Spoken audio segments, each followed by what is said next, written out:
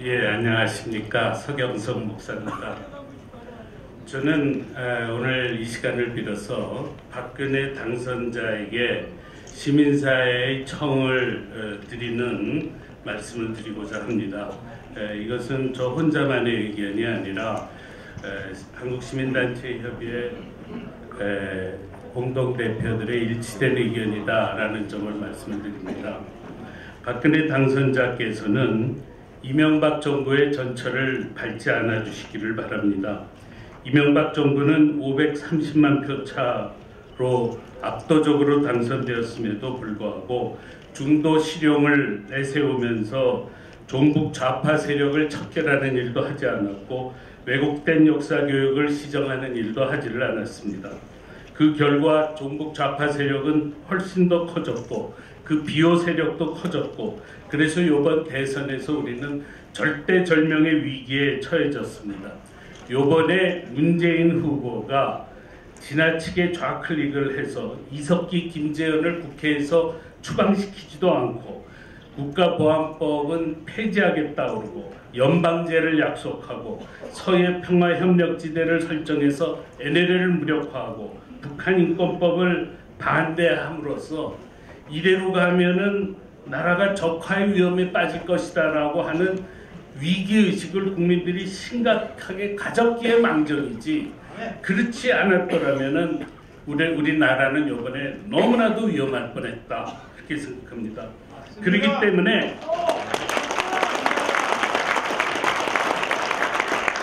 첫째로 박근혜 정부는 집권 초기 2년 동안에 종북 좌파 근절 의지를 분명히 해야 됩니다.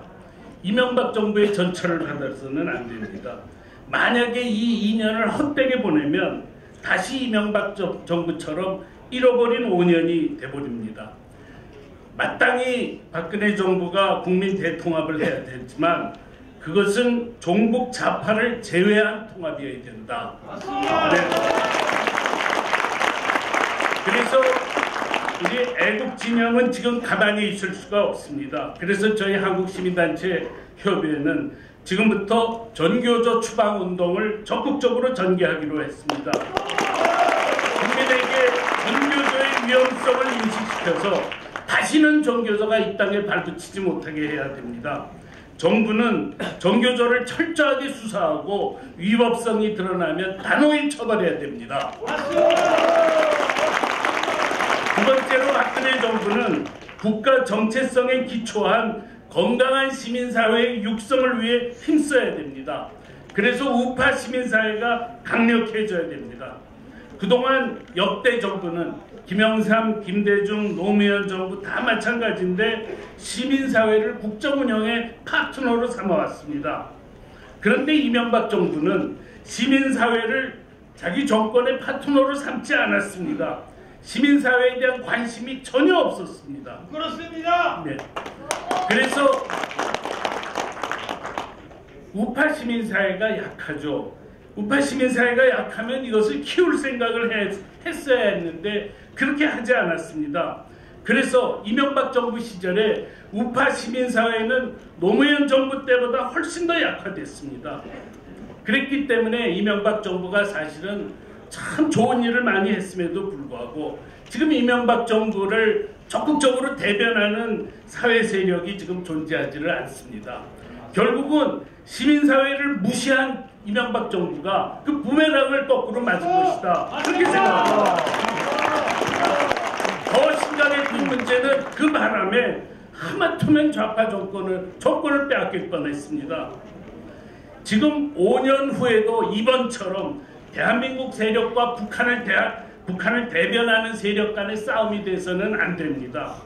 5년 후에는 여든 야든 전부 대한민국 세력이 돼야 됩니다. 그러려면은 민주통합당이 종북 좌파 세력과 단호하게 절연을 해야 됩니다. 네. 그것은 그때 지금 우리가 여러 가지로 탐문을 해보면 여전히 민주통합당은 그럴 생각이 없습니다. 그래서 민주통합당이 종북 좌파와 단호히 절연을 하려면은 우파 시민사회가 강력해져서 우리나라에 더 이상 종북 좌파가 발붙이지 못하게 해야 됩니다. 맞습니다. 저는 이 일이 경제민주화가 정말로 필요한 일이지만 저는 이 일이 더 중요하다. 그걸 우리는 분명하게 얘기해야 된다고 생각합니다. 저는 이번 인수위원회에 시민사회 국가가 추가로 설치되어야 된다고 생각합니다. 어떻게 건강한 시민사회를 육성할 것인가 하는 것은 집권 초기부터 이미 박근혜 정부의 가장 중요한 관심사여야 됩니다. 그리고 우파 시민사회를 격려해야 됩니다. 그렇지 않으면 누가 애국시민운동을 열심히 하겠습니까? 애국시민운동을 열심히 하면은 나의 장래에 희망이 있다라는 생각을 할 수 있도록 해줘야 된다. 그동안 우리 우파 시민사회는 너무 어렵고 힘든 과정을 오로지 애국심 하나만 가지고서는 버텨왔습니다. 이런 식으로 방치돼서는 나라에 희망이 없다 그렇게 생각합니다. 네. 다음에는 우리 애국시민사회 진영이 해야 할 일에 대해서도 같이 말씀을 나누고 싶습니다. 우리는 지금 더욱 열심히 종북 좌파 척결운동을 해야 됩니다. 우리 모두의 힘을 합쳐서 정교조 추방운동을 시작해야 됩니다. 이 일을 온전히 박근혜 정부에게만 맡길 수가 없습니다. 맞습니다. 이것은 우리 애국 시민사회의 할 일이다. 우리의 책임이다. 맞습니다. 이런 각오를 우리가 가져야 된다고 생각합니다. 두 번째로는 박근혜 정부가 성공한 대통령이 되도록 만들어야 됩니다. 이것을 위해서는 우리가 박근혜 정부를 무조건 지지만 해서는 안 됩니다. 정부가 잘할 때는 지지하고 잘못할 때는 단호히 비판해야 됩니다. 그래야 박근혜 정부가 실패하지 않을 것입니다. 맞습니다. 이를 위해서 우리 우파 시민사회가 해야 할 몇 가지 과제가 있습니다. 첫째는 세금 바로 쓰기 운동을 해야 됩니다. 여든 야든 너무 복지 포퓰리즘으로 갔습니다. 이대로 가면 우리나라도 스페인이나 그리스처럼 될 가능성이 높습니다. 그래서 이제는 세금을 바로 쓰는 감시 운동을 우리가 적극적으로 전개하자. 그다음 두 번째로 정치 쇄신 운동을 해야 된다. 정치 쇄신 운동은 더 이상 안철수 후보의 전유물이 될 수가 없습니다. 맞습니다. 국회의원의 특권 폐지 운동은 국회의원에게 맡길 수가 없습니다. 이 점은 최근에 쪽지 예산 통과와 의원연금 통과에서 분명하게 밝혀졌습니다. 그래서 우리도 오히려 우리가 주인의식을 가지고 정치 쇄신 운동을 해야 된다. 오늘 오후 2시에 선진화 시민행동은 국회 정문 앞에서 정치 쇄신 실종을 개탄하는 기자회견을 갖습니다. 우리는 우파 운동이 이 정치 쇄신 운동을 앞으로 적극적으로 전개할 것을 한국시민단체협의회는 선언하고자 합니다. 뿐만 아니라 그동안에는 우리가 종북 좌파 척결운동에 온 힘을 다했습니다. 그러나 이제는 우리가 아스팔트 우파에서 이제는 탈피할 때가 왔습니다. 이제는 우리가 한국 시민운동의 본류라는 생각을 가지고 우리 사회의 모든 문제를 다루는 총체적 시민운동으로 가야 됩니다. 선진국의 시민운동을 보면은 은퇴한 사람들의 시민운동입니다. 젊은 사람들을 시민운동에서 보기가 어렵습니다. 70세 이상의 분들이 다 시민운동을 주도하고 있습니다.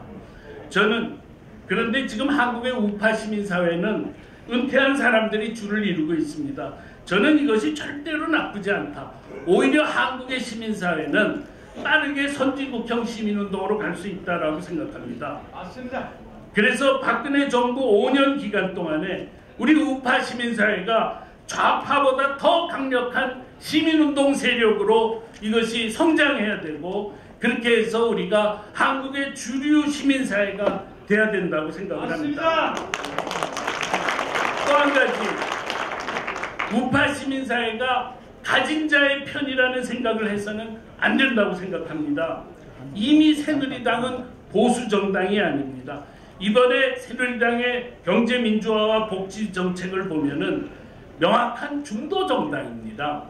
우파 시민사회가 가진 자의 편에 쓰는 것이 아니라 우리 역시 우리 사회를 진정으로 개혁하고 어려운 사람들의 눈물을 닦고 소외된 사람의 편을 들 수 있는 그런 우리가 돼야 된다고 생각합니다. 바로 우리가 그런 정신을 갖고 있기 때문에 우리는 압제자 김정은의 편에 서지 않고 억눌림을 당하는 북한 주민의 편에 우리가 서왔다고 생각합니다. 그래서 우리가 정의의 세력으로서 가난하고 소외된 사람들의 눈물을 닦아주는 세력이 되고, 다만 성장과 복지, 시장 기능과 정부 기능의 최적점을 찾아서 우리 사회를 향해서 가장 바른 말을 하는 세력으로 우리가 열심히 노력할 것을 다짐합니다. 그렇게 돼야만이 우리가 박근혜 정부의 파트너 세력으로서 함께 국정을 운영해 갈 수 있으리라고 생각합니다. 감사합니다. 다음 순서는 우리 대한민국의